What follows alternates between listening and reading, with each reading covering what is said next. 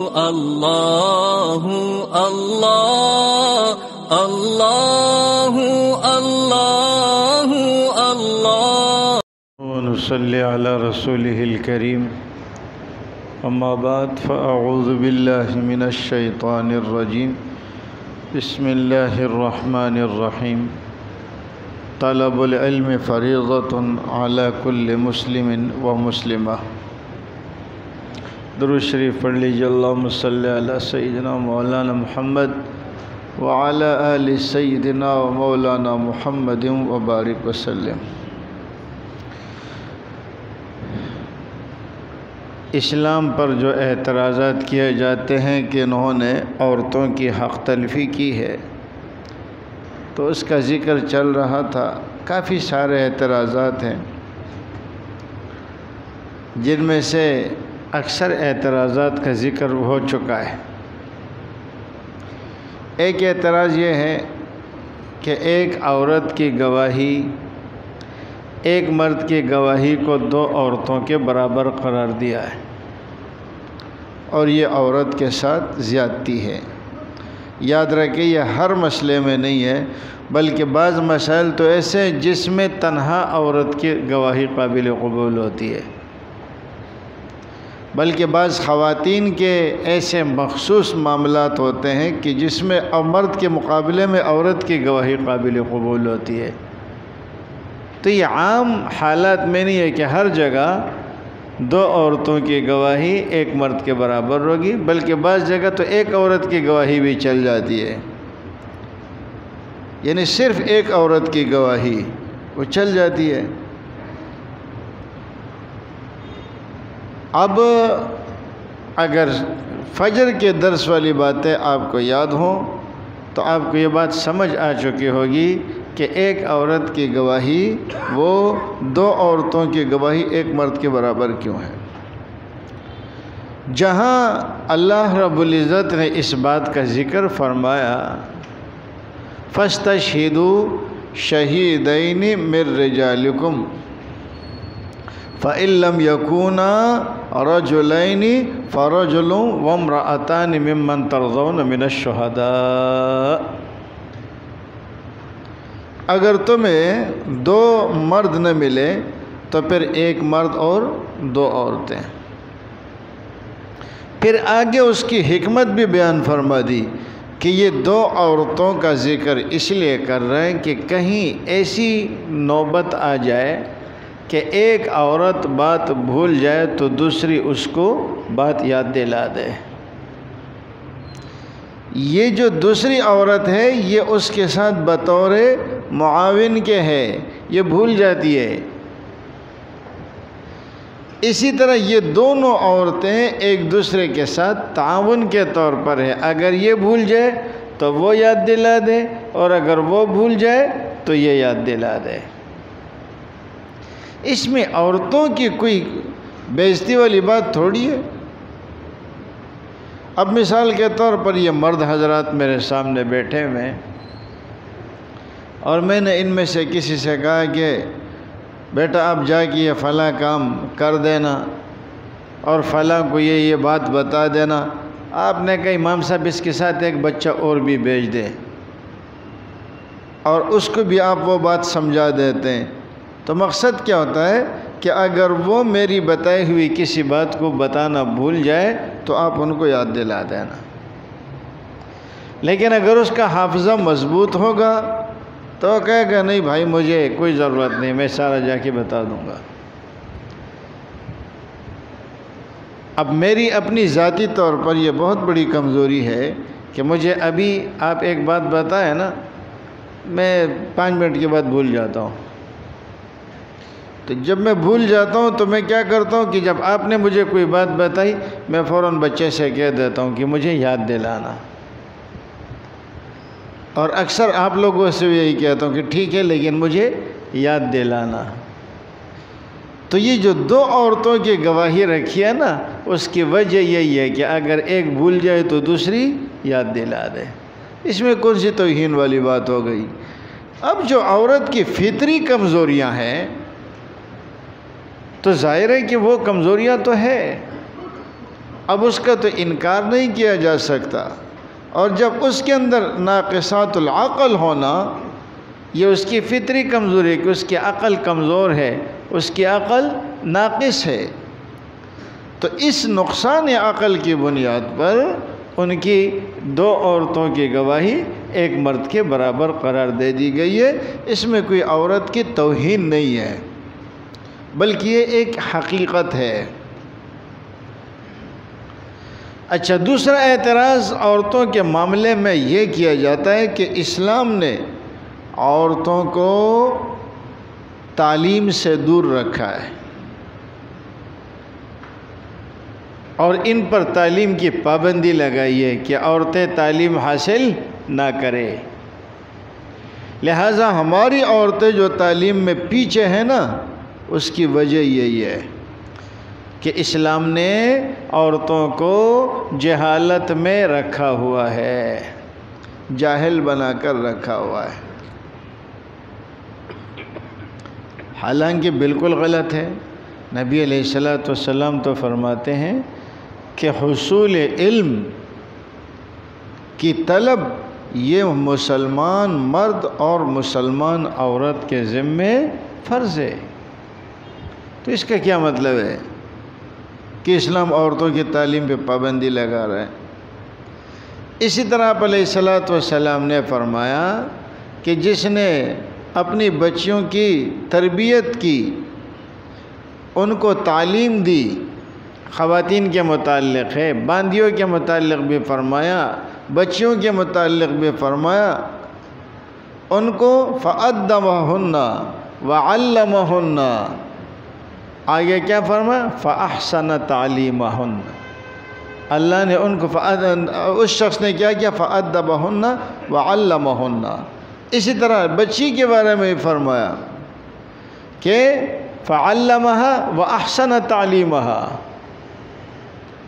کیا مطلب؟ کہ وہ اپنے بچیوں کو سکھائے اور ان کی تعلیم کو عمدہ اور بہتر بنائے۔ شریعت تو ہمیں ترغیب دے رہی ہے کہ اپنے خواتین کو تعلیم دو، اور خواتین کو تعلیم کیوں دو؟ عقل کا تقاضا بھی ہے کہ خواتین کے پاس علم ہونا چاہیے، اس لیے کہ شریعت کے جتنے بھی احکامات ہیں نا، وہ جس طرح مردوں کے لیے ہے ویسے ہی عورتوں کے لیے بھی ہے۔ مردوں کے لیے بھی وہی احکامات، عورتوں کے لیے بھی وہی احکامات۔ تو جب ظاہر ہے کہ مرد تو کہیں نہ کہیں آ کر سیکھ لیتے ہیں نا، عورتوں کو اتنے مواقع نہیں ملتے، تو اس لیے عورتوں کی تعلیم کا زیادہ اہتمام کرنا چاہیے۔ وہ بیچاری مسجد میں ہمارے ہاں نہیں آ سکتی اور بیانات سننا ان کے لیے مشکل ہوتا ہے، تو نبی علیہ السلام بھی خواتین کے لیے خصوصی درس کا اہتمام فرماتے تھے تاکہ خواتین علم دین حاصل کرے۔ اور پھر یہ بات تو پچھلے درسوں میں گزر چکی ہے کہ حضرت عائشہ صدیقہ رضی اللہ تعالی عنہ مفتیہ تھی، اور پھر امت کے اندر ایسی ایسی عورتیں گزری ہیں کہ جو علم دین میں اپنا ثانی نہیں رکھتی تھی۔ یہ جو حدیثیں ہم تک پہنچتی ہے اور جو راویات حدیث ہے، سینکڑوں خواتین ہیں کہ جن کی توسط سے نبی علیہ السلام کے ارشادات ہم تک پہنچے ہیں، تو کون آپ سے کہتا ہے کہ علم دین وہ عورتوں کے اوپر، کہ علم حاصل کرنا یہ اسلام منع کرتا ہے عورتوں کے اوپر؟ ہم نے تو منع نہیں کیا ہے، شریعت نے تو منع نہیں کیا ہے، اسلام نے تو منع نہیں کیا ہے، تعلیم کو تو ہم منع نہیں کر رہے۔ کون کہہ رہے کہ تعلیم حاصل کرنا منع ہے؟ بلکہ ماشاءاللہ اب تو خواتین کے مدارس کھل گئے ہیں اور بورڈ کے تحت ان کے امتحانات ہوتے ہیں۔ تعلیم منع نہیں ہے، لیکن بقول اکبر اللہ آبادی کے کہ تعلیم عورتوں کی ضروری تو ہے، مگر خاتون خانہ ہو وہ صبا کی پری نہ ہو۔ اختلاف اس چیز پر ہے۔ آپ اس کو تعلیم کا نام دے رہے ہیں تو ٹھیک ہے، آپ کے ہاں یہ تعلیم ہوگی. ہم تعلیم کی مخالفت نہیں کرتے، ہم اس ماحول کی مخالفت کرتے ہیں. اور آپ قصداً ایسا ماحول فراہم کر دیتے ہیں کہ جس میں یعنی کہ انسان کی زندگی، اخلاقی زندگی تباہ ہو جاتی ہے. اور آپ نے پھر ان کے اصولوں کو فالو کرنا ہوتا ہے، آپ کے پاس دوسرا کوئی طریقہ ہے نہیں. میں اسی مسجد میں امام تھا، ابتدائی دور تھا، تو میں نے اخبار میں دیکھا کہ یہ حیدری میں ایک اسکول ہے، وہاں ٹیچر کی ضرورت تھی. میں چلا گیا تو انہوں نے میرا انٹرویو لیا. تو انٹرویو لینے کا طریقہ یہ تھا کہ آپ وہاں کلاس میں پڑھائیں. میں تو سیدھا سادہ آدمی تھا، مجھے تو ان چیزوں کا پتہ نہیں تھا. اچھا، اور پڑھاتے ہوئے ایک اور مولوی صاحب وہ آپ کے ساتھ ہوں گے. انہوں نے کافی لوگوں کا انٹرویو کیا ہوا تھا، میں بھی چلا گیا. اب جب میں وہاں گیا تو کلاس میں بٹھا دیا. اب میں ادھر ادھر دیکھ رہا ہوں، یہ جو آپ کی بیلٹ ہوتی ہے نا، اس طرح کی ایک پٹی ہے سر پہ رکھا ہے، یہ دوپٹہ ہے. آپ لوگوں نے دیکھا ہوگا دوپٹہ کیا ہے. یہ جو بیلٹ ہے نا پینٹ کی، اس بیلٹ کی طرح اتنا چوڑا ایک پٹا ہے، اس کو یہاں سر کے اوپر ڈالا ہوا. السلام علیکم. وعلیکم السلام. السلام علیکم. یہ ماڈرن لوگوں کا سلام ہے کیا؟ السلام علیکم. خیر میں نے کہا اب آیا ہوں، اب پڑھانا تو پڑے گا، اگر نہیں پڑھاؤں گا تو یہ بولیں گے مولوی کو آتا نہیں ہے. بہرحال میں نے پڑھایا، وہ مولوی صاحب نے بڑے اچھے نمبر مجھے دیے اور مجھے ہی پاس کیا. میں آیا، مجھے ان کا کہا کہ ہم آپ کو فون کریں گے. اس زمانے میں یہ موبائل تھے نہیں، پرانی بات ہے. تو یہ برابر والے مدرسے میں ایک فون ہوتا تھا، میں اسی کے نمبر سب کو دیتا. تو جب میں آیا تو مجھے بتایا کہ جی وہ آپ کا فون آ چکا تھا. تو پھر ہم نے فون کیا ان کو، جی کہنے لگے جی وہ آپ کا کام ہو گیا ہے اور آپ جو ہے کل سے آئیے گا. میں نے کہا بابا میں نہیں آ سکتا. کیوں ایسا ماحول دے رہے ہیں؟ اچھا میں اسلام آباد گیا تھا 10 دن ایک ٹریننگ کے حوالے سے، تو اس میں لڑکے بھی تھے، لڑکیاں بھی تھیں، عورتیں بھی ہیں. انہوں نے کیا کیا کہ ایک طرف لڑکیوں کو کھڑا کیا اور دوسری طرف لڑکوں کو کھڑا کیا. کہتے کہ تم نے ان کو جو حرکت یہ کر رہے ہیں نا، وہی حرکت تو نے بھی کرنی ہے. جیسے ہم دونوں سامنے، اب میں یوں کروں تو آپ بھی یوں کریں، میں یوں کروں تو آپ نے بھی یوں کرنا ہے، میں یوں کروں تو آپ نے بھی یوں کرنا ہے. یہ ایک سبق ہے کہ دیکھیں اگر اس کی یہ بات آپ کو اچھی لگ رہی ہے یا بری لگ رہی ہے، تو ہر آنے والا شخص جو ہے سامنے والا، وہ آپ کے لیے آئینہ ہے. تو ایک طرف لڑکیوں کو کھڑا کیا، دوسری طرف مجھے کیا ہے. تو میرے سامنے بھی ایک آنٹی کو کھڑا کر دیا.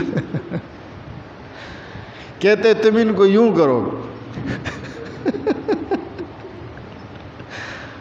میں نے کہا بابا ایک تبلیغی تھا، اس تبلیغی کو میں نے کہا بابا چلو یہاں سے. کہاں جا رہا ہو؟ میں نے کہا بس ہو گیا، جزاک اللہ. کہتے اچھا تم دونوں ایک دوسرے کو کرو. میں نے کہا ایک دوسرے کو کر لیں گے، اب آنٹی کو میں کیسے یوں کروں؟ اب میں نے آنٹی کو یوں کرنا ہے، آنٹی نے مجھے یوں کرنا ہے. اب میں نے ادھر ہاتھ مارنا ہے تو اس نے بھی ادھر ہاتھ مارنا ہے. یہ کیا ہے؟ یہ اس ماحول کو ہم تبدیل کر رہے ہیں جو مسلمانوں کا ایک غیرت مند معاشرہ ہے. اس غیرت مند معاشرے کو ہم نے کیا بنانا ہے؟ بے غیرت بنانا ہے. وہ بیچارہ جو ٹریننگ کے لیے آئے، اب ٹریننگ کیا تھا؟ بے نظیر انکم سپورٹ پروگرام کا. ہم تمہیں پیسے دیں گے. وہ پیسے کہاں دیے؟ وہ تھا بھی میری ہمشیرہ کا، اس کو بھی کھا گئے. 10 دن کی ٹریننگ بھی کرا اور اس بیچاری کو پیسے بھی نہیں ملے. اور وہ ہمشیرہ وہاں تھی تو بیوہ خاتون تھی، ہم نے ان کی طرف سے کیا، وہ بھی نہیں ملے. اب میں نے تو ان کو بھیج دیا ہمشیروں کو، میں نے کہا حالات جو دیکھے میں نے کہا تم جاؤ، تمہاری طرف سے میں ٹریننگ کر لیتا ہوں۔ اندازہ ہو گیا تھا، ان کو میں نے بھیج دیا، اور پیچھے میں نے کی تو میرے سامنے بھی آنٹی کو کھڑا کر دیا، کہتا ہے اس کو یوں کرو۔ یہ کیا ہے؟ یہ جو ایک ہماری جو مشرقی تہذیب ہے نا، اس مشرقی تہذیب کو تباہ کرنا ہے۔ ایسے ہی ہمارے اسکولوں کے اندر آپ انہی کا یونیفارم پہن کر بچیاں جا سکتی ہے۔ افسوس کی بات ہے مسلمان ملک کے اندر اسکولوں میں بچیوں پر حجاب کی پابندیاں لگا لیتے ہیں۔ آپ پردے کے ساتھ نہیں آ سکتی، آپ کو یہی یونیفارم استعمال کرنا پڑے گا۔ اختلاف اس چیز سے ہے، آپ پردے کے ماحول میں خواتین کے تعلیم خواتین کے ساتھ ہو، ان کو پڑھانے والی خواتین ہو، یا اگر مرد ہو تو پردے کے پیچھے سے ہو۔ کہتے ہیں پردے کے پیچھے سے کہاں کیسے پڑھائیں گے؟ او بابا ہمارا خواتین کا مدرسہ ہے، الحمدللہ ہم پڑھا رہے ہیں، بالکل صحیح ہے، کیا اعتراض ہے؟ جب ہم اس چیز کو منع کرتے ہیں نا تو پھر یہ لوگ کیا کہتے ہیں؟ کہتے ہیں کہ یہ مولویوں نے جو ہے عورتوں کے تعلیم پر پابندی لگائی ہے۔ ہم نے عورتوں کی تعلیم پر کہاں پابندی لگائی؟ ہم تو آپ کو دعوت دے رہے ہیں کہ ہماری بچیوں کو پڑھائیں، دینی علوم بھی پڑھائیں، دنیاوی علوم بھی پڑھائیں، اللہ کرے ہماری بیٹیاں آگے نکل جائیں، لیکن ماحول درست ہونا چاہیے۔ اور ہم بیچارے تو ایسا ہے نا کہ بس جو بھی نزلہ وہ مولوی کے اوپر گراؤ۔ یہ واقعہ شاید میں نے پہلے بھی سنا ہے، وہ جب میں اس مسجد میں آیا تھا نیا تو میری عمر اس وقت 21-22 سال کی تھی، کوئی زیادہ بڑی عمر نہیں تھی۔ تو میں مسجد میں بیٹھا ہوا ہوں، ہم جا رہے ہیں اورنگی ٹاؤن،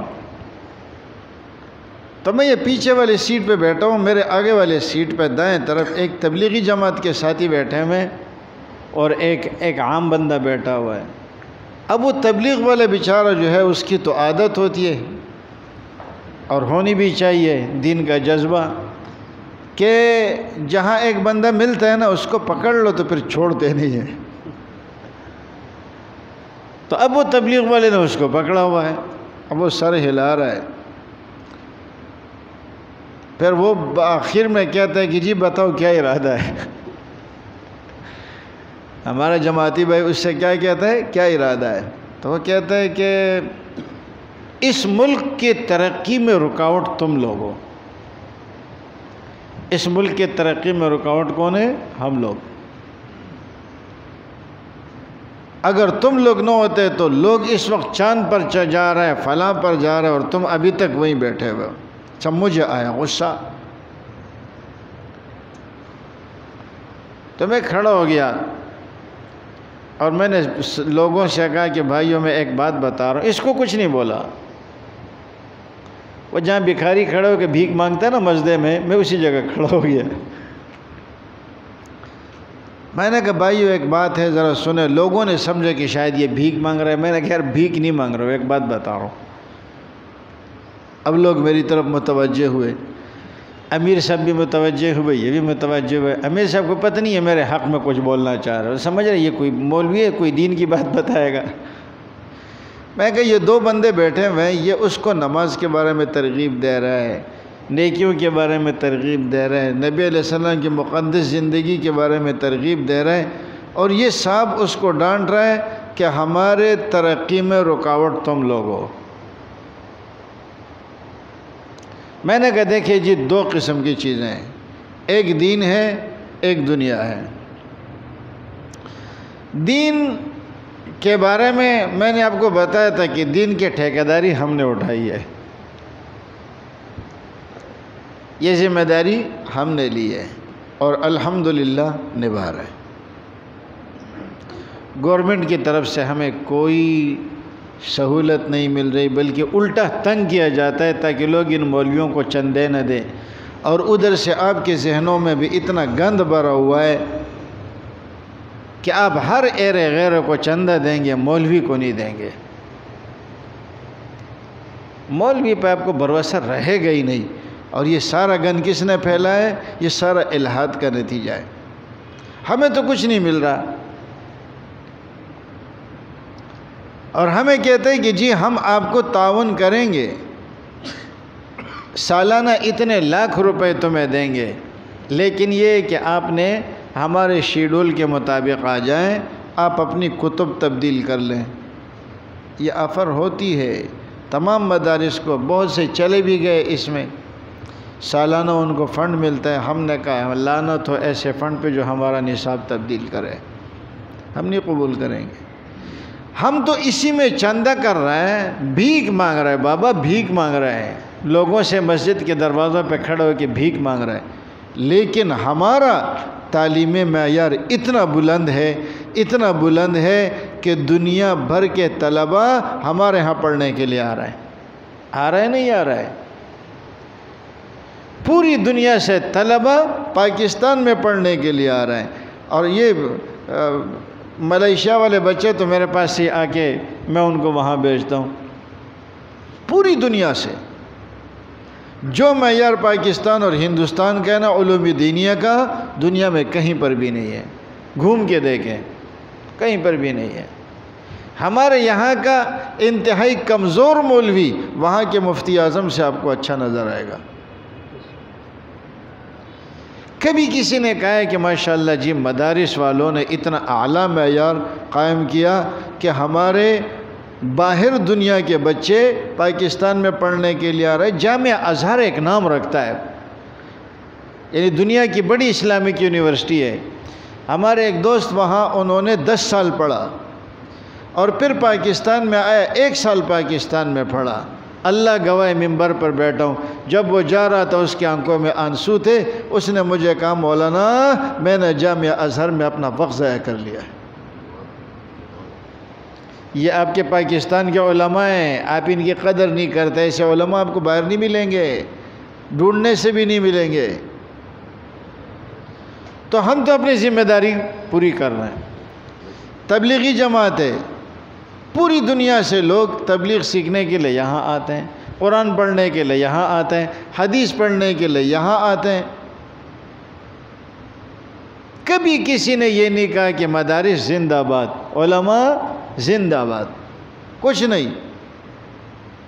اور تمہارے لیے گورنمنٹ کی طرف سے لیپ ٹاپ بھی دیے جا رہے ہیں۔ تمہارے لیے ہر قسم کے تعاون، گورنمنٹ کا ایک حصہ وہ تعلیم کے لیے مختص ہے۔ لیکن آج کل 2 کمائیاں ایسی ہیں جس سے بڑی کوئی کمائی نہیں ہے، ایک میڈیکل کا شعبہ ہے، ایک تعلیم کا شعبہ ہے۔